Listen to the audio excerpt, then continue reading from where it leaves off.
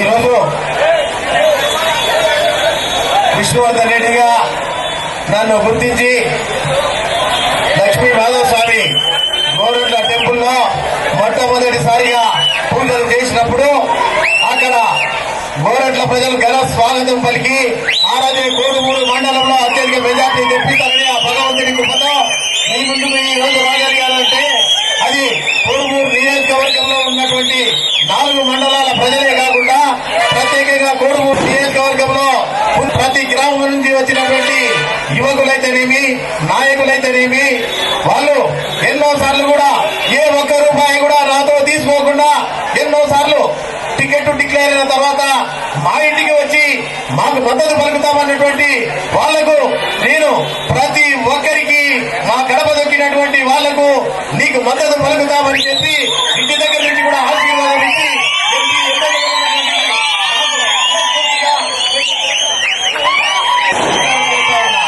ప్రత్యేకంగా ఈరోజు గోరంట్ల గ్రామం తీసుకుంటేనేమి, అదేవిధంగా అబడగుంట్ల గ్రామం తీసుకుంటేనేమి, అదేవిధంగా ముడవలగుంటి అయితేనేమి, అదేవిధంగా కులగుర్తి గ్రామం అయితేనేమి,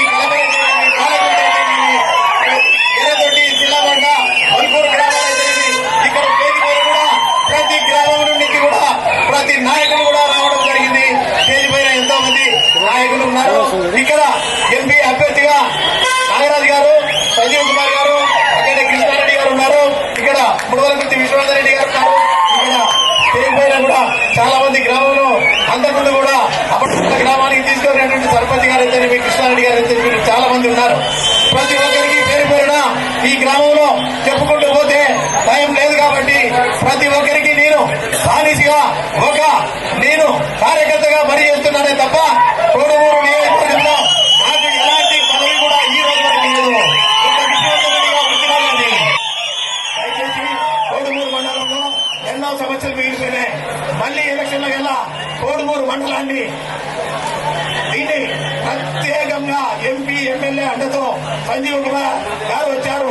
పద్మశాల కుటుంబాలు ఎక్కడ ఉంటాయి ఇక్కడ వాళ్ళంతా కూడా ఒక్కసారి ఆలోచించుకోండి.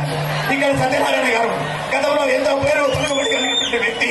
అటువంటి వారిని విలువ పోగొట్టకుండా ఈ చేనేత కార్మికులు కూడా పూర్తి స్థాయిలో తెలుగుదేశం పార్టీకి మద్దతు ప్రకటించి అతని ఆత్మ కూడా శాంతి కలిగిస్తానని చెప్పి నేను సత్యనారాయణ గౌరవంతో మీ చేనేత సోదరులు కూడా సవినయంగా ఇక్కడి నుంచి మనవి చేస్తున్నాను.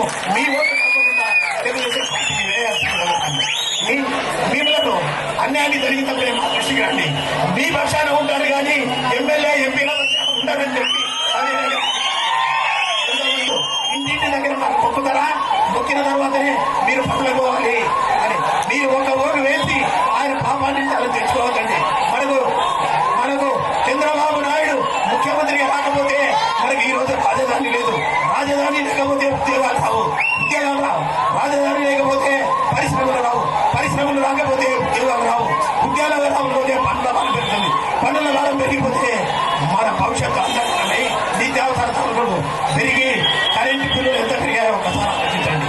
చంద్రబాబు నాయుడు ముఖ్యమంత్రి కావడం మనం చాలా అవసరం అనేది మీరు గుర్తుపెట్టుకొని, ఎందుకంటే బీజేపీ జరిగినది చంద్రబాబు నాయుడు గారి విషయాలు విషయం చెప్పారు. పదే కోడుమూరు నియోజకవర్గానికి ఉన్న 3 సమస్యలు.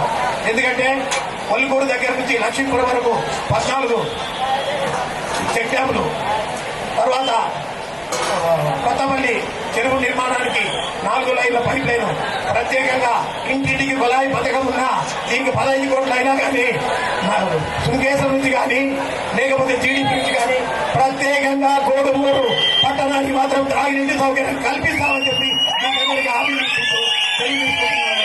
జై హింద్, జై ఆంధ్రప్రదేశ్. జనసేన కార్యకర్తలకు పూర్తి స్థాయిగా మనసారా వచ్చినటువంటి యువకులకు మరి ఒకసారి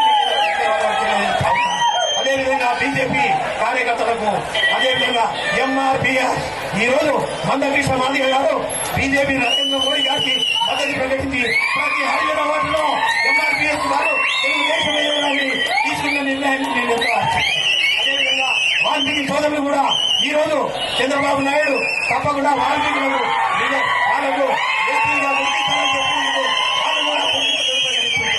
ఎలక్షన్ పార్లమెంట్ లో ఎక్కడ ఉందో ఒక్కసారి ఆలోచించండి. దయచేసి మీరు ఎంపీ ఎమ్మెల్యేలు పాలించారు.